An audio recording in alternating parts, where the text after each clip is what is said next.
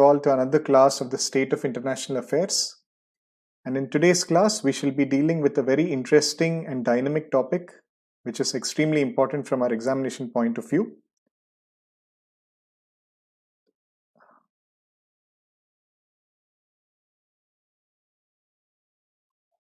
Okay, which is the entry of Tesla into India.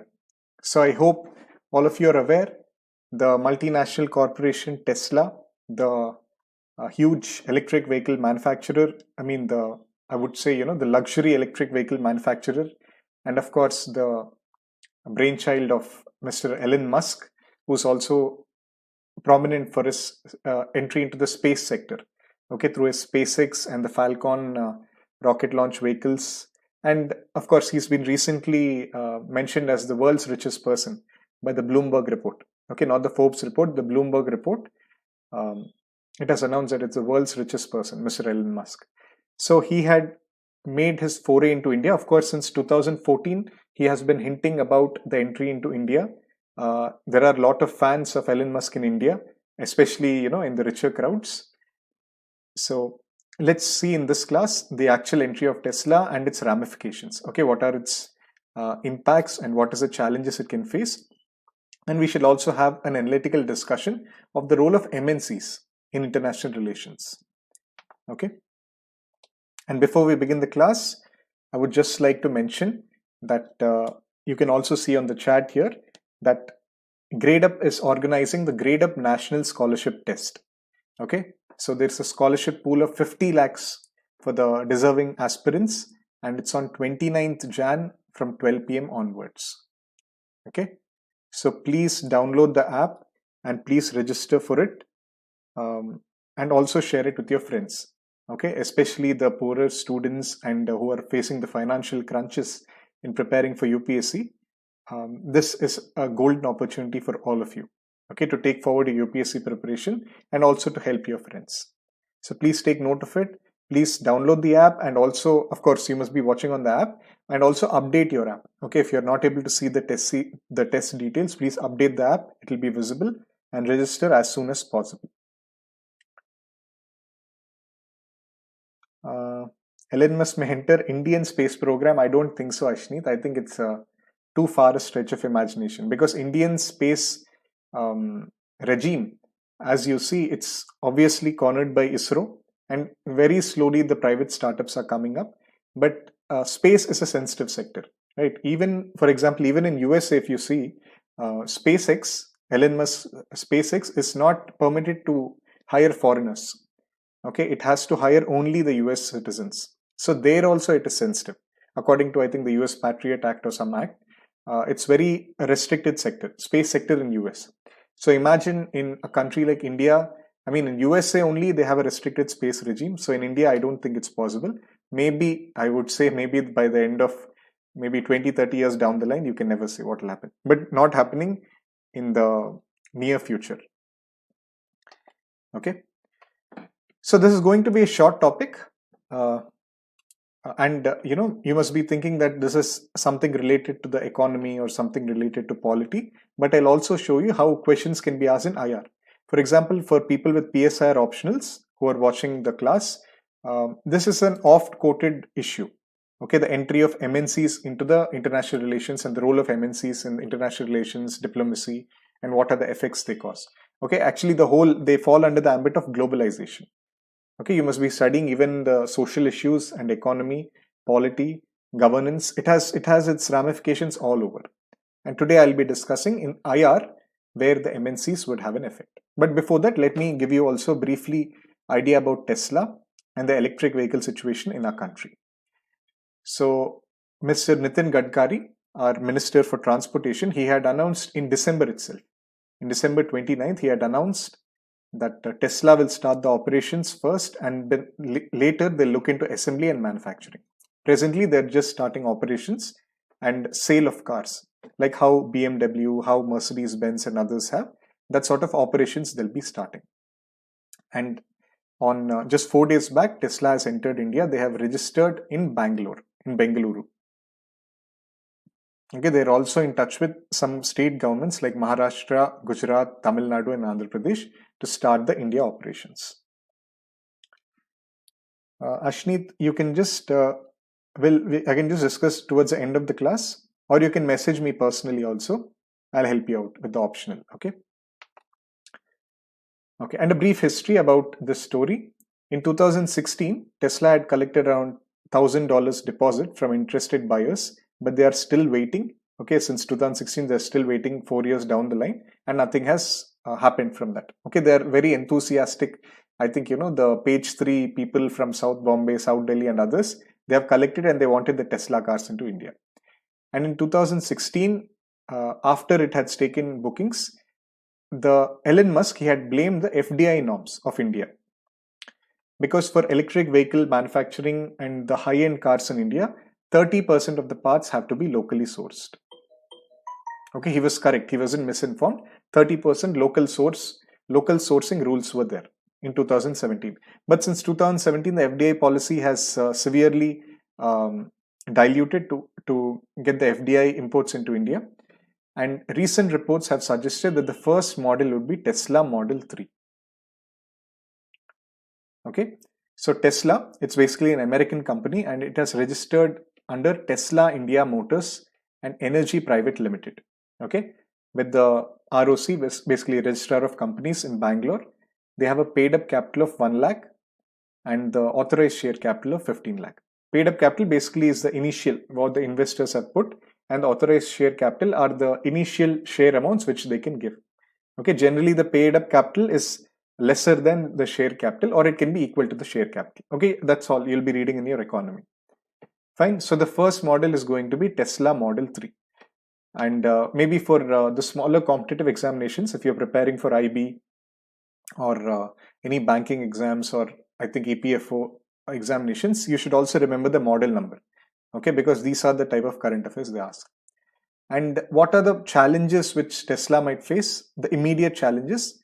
There is no doubt that electric vehicle sector in India, there is a huge opportunity for electric vehicle sector. Roughly, it is estimated that 50,000 crores opportunity is there in India, okay, for electric vehicles. Okay, but this is what happens whenever in India, even when you're talking of solar energy or you're talking of biomass energy, or maybe if you're talking of something innovative, okay, Bitcoins, the Bitcoin market, or artificial intelligence or 5G technology, all such emerging technologies, whenever you talk, India mein sabse zyada potential hoga. Okay, the first, initially there is a lot of opportunity. For example, 5G, there is opportunity of increasing at least $1 trillion. $1 trillion worth of 5G economy can be boosted in India. Okay, Mr. AJ Paul Raj committee had told. But there are several infrastructural problems whenever something of that sort comes up.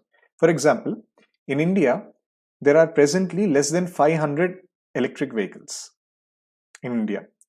Okay, and to achieve this 50,000 crore opportunity, we need 2,600 electric vehicles. Okay, and some electric vehicle companies, they have set up their own charging stations to meet their gap. Like I think Mahindra has the Evo electric car. So at the Mahindra centers of sale itself, they have their electric charging vehicle. So something like that they're going. But see China. China has 5 lakh charging stations. Can you imagine this? Okay, 5 lakh. Let me just write the figure to show you, to emphasize you the difference. 1,000 times more charging stations than India. Of course, you might say that China is a bigger country, but population wise, if you see, may not be 5 lakh, but at least 2,600 is need to be done. And if you can compare with China, since we are having an IR class. And similarly, in India, there is high ownership costs, poor resale value, and lack of adequate infrastructure like our roads. If you see any ad, any tire ad, yeah, any bike ad, the first thing they focus on is the tough roads. Okay, hamare potholes and hamare, the cemented roads and jaha khadde hai, wahan pe kaise ja raha hai gaadi they show. Okay, or how it can, that tire will be so powerful that it can stop before the pothole. That is our USP. That is how we appeal to the Indian consumers. So in that situation, how far can the electric vehicles survive in India? Okay, and the last thing is the abysmal demand. Okay, presently in India, the latest figures were April to November 2019. Of course, during the COVID-19 pandemic, it must have come in hundreds. Only 1,300 electric vehicles were sold. All over the country, hardly 1,300 electric vehicles were sold. And in 6 years, if you see, we have sold only 8,000 units. This much figure, China sells in 2 days. जो हम roughly 1 year में we sell, China sells in 2 days, the electric vehicles. So there is no demand, and the infrastructure is poor, our roads conditions are very bad, then there are no charging stations. These are the main issues with the electric vehicle sector in India. Okay, Charan K, on average, one has to spend around half an hour. Okay, one of my friend had this Mahindra Evo, so I had gone with him, for charging once. So it takes around half an hour, okay, for the minimum charge. And around 120 kilometers. It depends on the model, obviously. Okay, for 120 kilometers, it was half an hour. That was a smaller vehicle. But Ashneet is saying for lithium ion, it needs 4 hours charge. But there are also hybrid vehicles now, if you're aware. Like hybrid vehicles, you don't need to charge it always. Like MG Hector and other vehicles, if you're seeing, as the vehicle moves, the electric cell is charged. So it's hybrid. So you don't have to charge it always. So anyway, all of those are happening. So what is our government doing? There are some governmental efforts like 2019 budget, we had introduced an IT exemption of 1.5 lakh rupees. Similarly, we have set up a national mission for transformative mobility and battery storage. For all this battery storage, improving the demand and sustainable initiatives and so on. And we have also started a phased manufacturing program for electric vehicles till 2024, where we'll set up the cell manufacturing gigaplants and export competitive integrated batteries. Okay, so it's a phased manufacturing plan, just like how you have for electronics, how you have for mobile phones, how we have PMPs. For the electric vehicles also, the government has started. Okay, but of course, all this you'll be studying in economy in more depth also, you'll be studying that. Forget all this. And the flagship plan we have is the NEMP, National Electric Mobility Plan. It wants to put 6 to 7 million electric vehicles on roads by 2020. But see how short it has fallen. We wanted to put 60 lakh electric vehicles, but the sale has been hardly 8,000. And similarly, the government wants 30% e-mobility by 2030. And the automotive mission plan wants to create 65 million jobs. Okay, these are the broad targets of the 2013 plan. And the main scheme, present scheme, which can be asked for the prelims or the mains examination, is the FAME India Phase 2. Okay, faster adoption of mobility in electric what is the full form of FAME? Anybody knows the full form of FAME? It is that only, faster adoption of mobility in electric vehicles. Okay, something like that. FAME India Phase 2. It has been started from 2019 to 2021. So its target also is that only 30% electric vehicles by 2030. Earlier, before actually, the Niti Aayog chief, he wanted 100% electric vehicles by 2030. Niti Aayog chief, I'm not talking of our Niti Aayog CEO, not Amitabh Kant. The Niti Aayog chief wanted 100% electric vehicles, and this was also endorsed by Nitin Gadkari. So this sort of unrealistic goal they had, but later we have by 2030 we need 30% electric vehicles. These figures you should remember. Okay, these broad figures: 30% electric mobility, 65 million jobs, and similarly we want 2,700 charging stations in metros, million plus cities, smart cities, and so on. Okay. Okay, India, Israel is combinedly making a battery, it seems. Ashneet, okay, that's good. Can you just share the name of the battery if you remember from that news for our benefit? Okay, there are some incentives under FAME, like 10,000 per kilowatt, they're giving a planned incentive. There are various incentives. So under economy also, you'll be studying these broad schemes of IT exemption, phased manufacturing plan, and FAME India Phase 2. It is a current ongoing plan where we want to achieve 30% electric mobility by 2030 and 2,700 charging stations. These figures you should remember even for the prelims examination. Yes, faster adoption of manufacturing of electric vehicles. Okay, thank you, Abhapriya. Fine. So that is about Tesla. So Tesla is entering, but there are some problems, and that's what the government seeks to achieve. But broader, in the IR, in the international relations, we also need to study the role of the multinational corporations. Okay, these multinational corporations may not be always Tesla or the bigger defense type of companies, but like Dassault and other companies, but even the smaller, even Coca-Cola, Pepsi, or maybe McDonald's, all of these would come under MNCs. Okay, all of these would come under the FDI policy of the country. So these multinational corporations, they have become powerful non-state economic actors. Okay, see the language which I have to use for IR. Non-state economic actors, mainly for economic relations. Okay, so they are playing an increasingly major role in the world scenario. Okay, because they are Western controlled. First of all, like US, Britain, and Germany are the main source for all these MNCs. And US, for example, it holds more than 25% of the MNCs.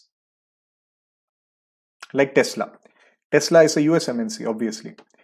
And they are non-governmental, private, profit-making economic enterprises. They indirectly strengthen the control over the home countries, over the economies and the policies of the developing countries. Okay, so they fall under the category of neo-imperialism. Okay, if left unchecked, of course, but broadly you can call their neo-imperialism. Does anybody know the difference between imperialism and colonialism?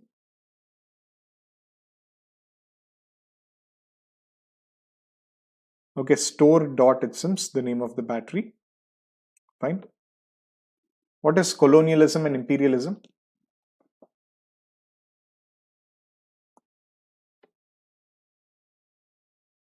Okay, colonialism where there are colonies, like the British policy which they had before our freedom struggle. India was a colony of Britain. But imperialism is the indirect control, okay, where they invest a lot of money, especially after the revolt of 1857. It became an imperial power, okay, more than a colonial factor. Yes, there is a physical control, and in imperialism, there is a political and monetary dominance. Very good. Okay, that is the difference. So the MNCs are falling somewhere under neo-imperialism. Okay, they are taking advantage of the neoliberalism, and they are falling somewhere under neo-imperialism.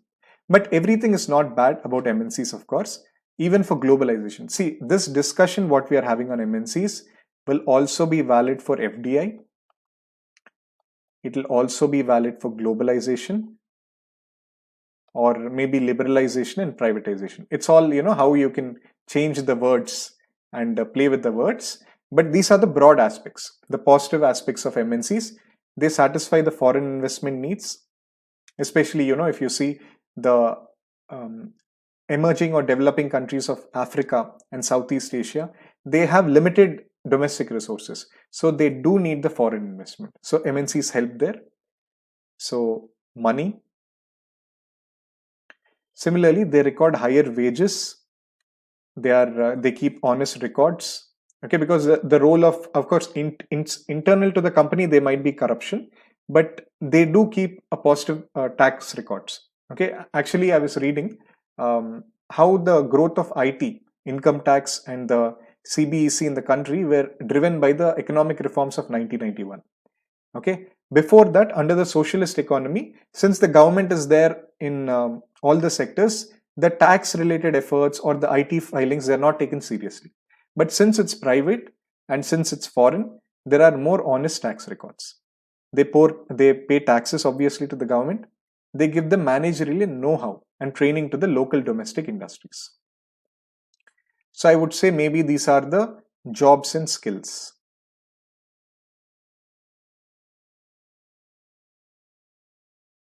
Okay, and they provide better social services for the workers, and they provide fancy career opportunities. Again, these are the jobs also, and these are values also. Okay, how they're giving social services and social security for the people, for the workers, and they're the main channel through which the developed technology flows. Okay, there is the main technology transfer.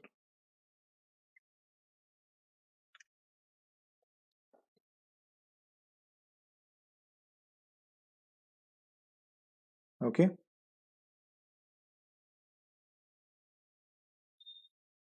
fine, right?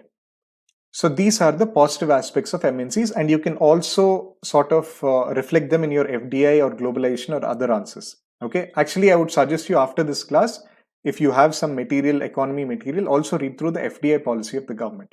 Okay, you can see these are there. And even under globalization and social issues, there also these are there. Pehle paise, ki pehle money, obviously money is the ultimate, so money is required. Then they're giving jobs, they're giving skills, they're giving technology, and they're giving the values. Okay, the values of this social security, this labor reforms, or democratization of labor. All of these values they're giving. But more importantly, in international relations and foreign diplomacy, there are major issues with the MNCs. They're obviously profit maximizing. Okay, they seek to maximize profits of the shareholders who reside in the parent countries. They definitely pay the taxes, they pay the interest, but the profit, the after taxation, the profit which is gained by the MNCs is much greater than the amount they're paying to the country in which they're investing. And also, this is also has an issue on the tax paying mechanisms. Okay, in economy, see, that is why I'm saying this. To understand this topic properly, you need to have some economy knowledge, Indian economy knowledge. Okay, there is something called as transfer pricing. Like the Vodafone Hutch case, when Hutch was converted to Vodafone, they had sold their shares of Hutch to Vodafone at a much lower price. Okay, without an arm's length price, it was shared. This sort of transfer pricing was done to reduce the tax burden. Similarly, they make use of the tax avoidance. Okay, there can be round tripping. For example, they invest in the tax havens. They invest, of course, in India, but the profit is sourced to a tax haven like Mauritius or your Cayman Islands and others, and there is a round tripping back to India so that they can save on tax. So this sort of mechanisms they do. That is the reason why we have organizations like FATF who come up with the GAAR, okay, General Anti-Avoidance Rules. Many, बहुत सारे हैं हमारे. Like they have something called BEPS, OECD का BEPS, which is the Base Erosion and Profit Sharing Mechanisms. Okay, all of this will be done in economy. Yeah. Tax avoidance versus tax evading. Tax avoidance is using the loopholes. Okay, for example, the company might show on their book profits the exemptions which they are getting, and they can avoid the tax. It is not illegal. They can use the tax loopholes. Tax evading, which you are saying, tax evading, that is illegal. Yeah, tax avoidance is legal. Tax evading is illegal. Okay, where you're actually not showing the taxes, where you're having transfer pricing, and where you're doing the illegal things, that is tax evasions. ठीक है, मनीष चौहान, ये actually English class है, तो we have been told that ये English में पढ़ाना है. आपको कहीं दिक्कत आ रहा है बता दीजिए, मैं हिंदी में भी बता दूंगा. Fine. And the capital flow from developing to developed countries is excessive and it's not reinvested. And the fees, the MNCs charge fees for transferring the technology, for giving the know-how and granting the licenses. And even the technology which they give to the developing country is usually obsolete technology.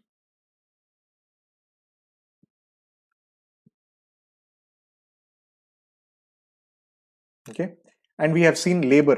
In labor, they're giving jobs, they're giving skills and so on, right? But there is a sort of gig economy now. For example, if you see Uber doesn't give any sort of social security to its drivers. Okay, or Swiggy workers and so on. They are all, Uber, for example, is a foreign company. So they don't have the social security provisions for the domestic workers. And similarly, they are anti-unionization. So if you have to work in an MNC, you can't form a union. You can't form a labor union. So those sort of issues they have on the labor itself. Okay? So these are the issues with our MNCs. Broadly, for each one, actually, you can find the issues. One is about jobs. On jobs, you can see on the labor, what are the issues? There is gig economy, there is anti-unionization.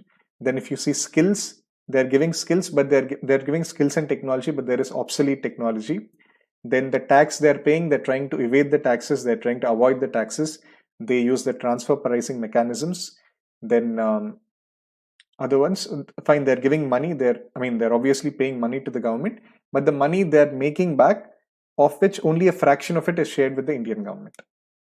Okay, that is the reason why even on Google, our Indian government is imposing something called as equalization levy on the ads of Google, because Google says the ads which are there, Google is not registered in India, so the ads which we have to pay, why should we have to pay in India? So that's why we have an equalization levy on Google.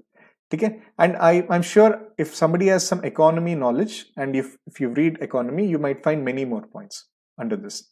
And one case study, for example, is France has something called as GAFA tax.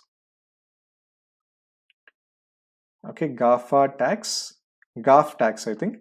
It is basically Google, Amazon, Facebook tax. Okay, Twitter. Okay, GAF tax or something. One second, what is today somehow I'm not remembering full forms. Let me just see.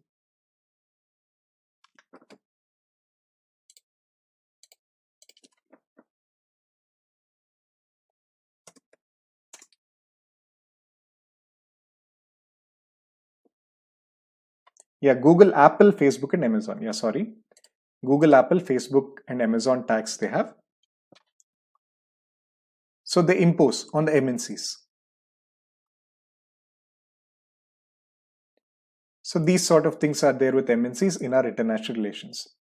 So transfer pricing, Tanu Krishna, I had tried to tell in short, right, in the Vodafone Hutch price, if a parent company is selling shares to its daughter companies, okay, without an arm's length price, it is transfer pricing. Okay, if you have a company and aapka hi, there is another smaller company, so you transfer the shares to that without paying the tax to the government. Okay, that's how the fractionation of shares happens. In economy, it will be studied. So that is basically just try to understand that it is a tax evading or avoiding mechanism. Okay, and when you're writing an answer about MNCs and IR, you don't have to go in depth for all this. You shouldn't explain about transfer pricing. You shouldn't explain about BEPS, GAR, or GAFA tax. Of course, full form you can give, but it should look like an IR answer. You should stick to the keywords of neo-imperialism, of the balance of power, okay, of the non-state economic actors, and how US holds 25%. This is the language which you require. Okay. Yes, Charan K, it can be used for cheap lithium ion, and maybe we'll have this. Okay, one of the State of International Affairs, I'll discuss the lithium mining also.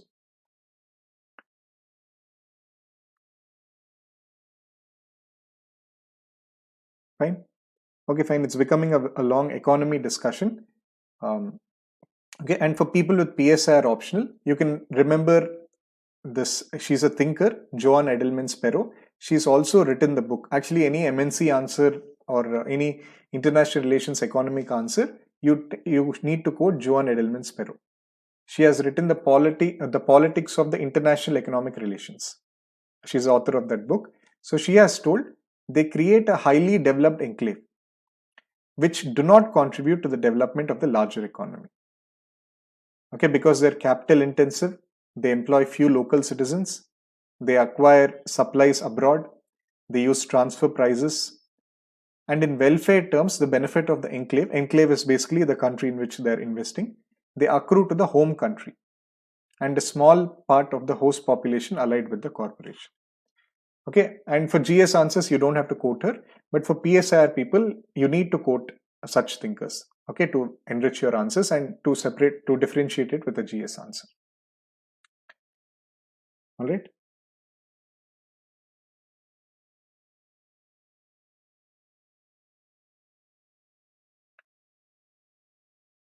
Okay, so that's it, friends. That's the type of questions we can get about MNCs. So here's a model mains question which you can answer. The entry of Tesla into India heralds a new frontier of MNCs investment into our country. Critically analyze.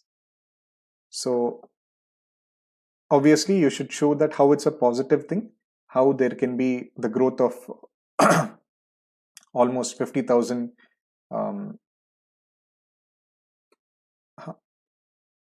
crore opportunity for India, and how there are the problems which Tesla might face. And broadly, you should critically analyze the MNCs, the role of MNCs, and how they'll decrease the legitimacy of the operations. Okay, and a conclusion you can be writing that definitely we need MNCs, we need the FDI policy because domestic investment is not sufficient, but you should end on Atmanirbharta. Okay, that it shouldn't be at the cost of our domestic enterprises. It shouldn't be at the cost of our domestic population or our domestic values or the technology know-how. Okay, there should be inbuilt checks. There should be inbuilt sort of for the FDI policy a balance between liberalization and the Atmanirbharta. You can end on that note. And I also would suggest you please go through the FDI policy of India. Okay, the FDI pros and cons in the economy also. From that you can link a conclusion. Okay. Yes, Charan K. So way forward is where you give the positive steps, where like the one which I was telling, that there should be the easier FDI policy, like reducing the bureaucratic control or the limits of the FDI policy, balancing liberalization with domestic. These are the points we should write in way forward. And in conclusion, you should give one strong line, maybe by a thinker or maybe by the current affairs, one strong line. Like as we have seen in Tesla, it does offer a huge opportunity, but it does face the infrastructural challenges. It should be like a summary. The conclusion should be like a summary with a positive note, with an optimistic note. Way forward is where you list the steps which have to be taken. Okay, so way forward should come first and then the conclusion. What is the broad order for any answer? Even when you are studying for topics, this is how you should study. You should have an intro ready, especially for optionals. Then you should have the present situation. Then their positives, especially for essays. Then the negatives. Then they say a pre-conclusive analysis. Like what are you understanding from the positives and negatives? Then a way forward. And a final conclusion. This is the standard format of an essay. Okay, but for all answers we can't write essays, especially for 150 words ones. So generally we go with intro. And if they're asking about critically analyze, still will focus. I mean, if it's relevant, you'll write the positives. And in critically analyze, you'll tend to focus on the negatives. Okay, and in the negatives itself, you'll give your analysis. Then a brief way forward and conclusion.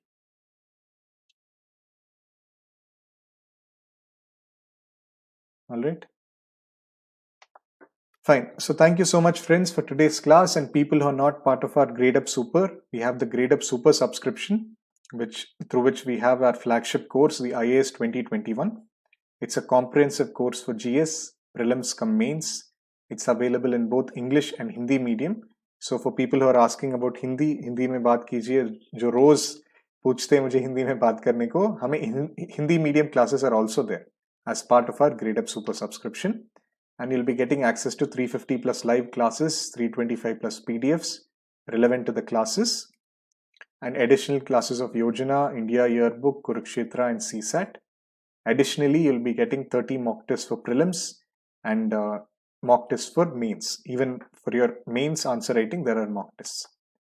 And apart from that, we have courses for EPFO and a complete NCERT module where from the ground zero, we'll have a discussion of the NCERT, 6th to 12th NCERTs, the relevant NCERTs would be covered. And they are also live classes. All of these are live classes. Okay, the USP of Gradeup are the live classes where you can interact with me on this way and you can learn things. Okay, Jacinth Tripura, for people who want to write the answer, you can please join this group at the @IAS preparation strategy.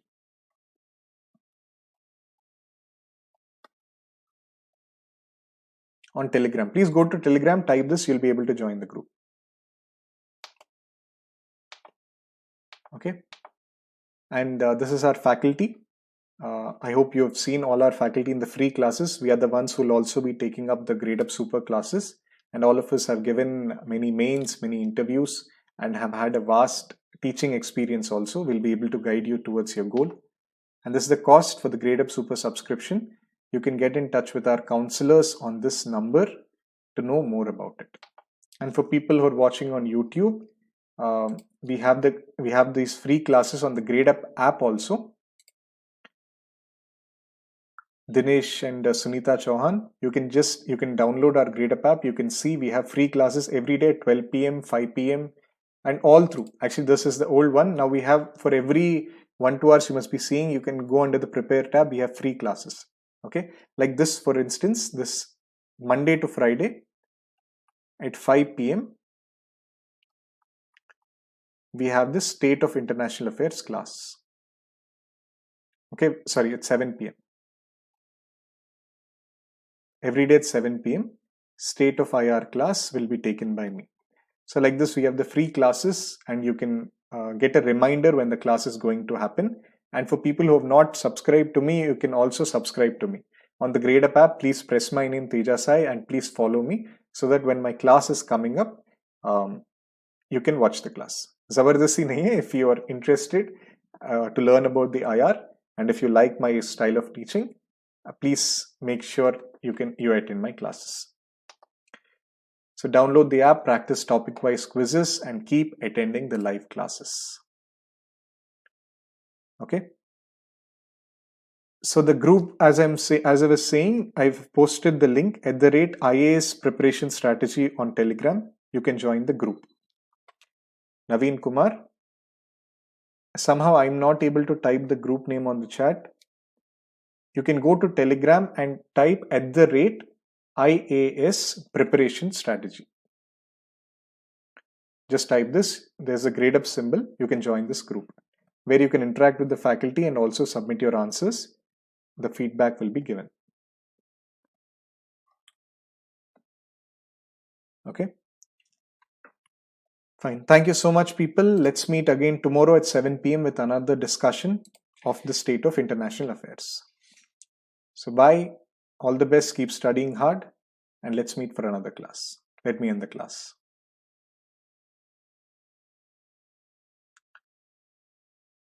Yes.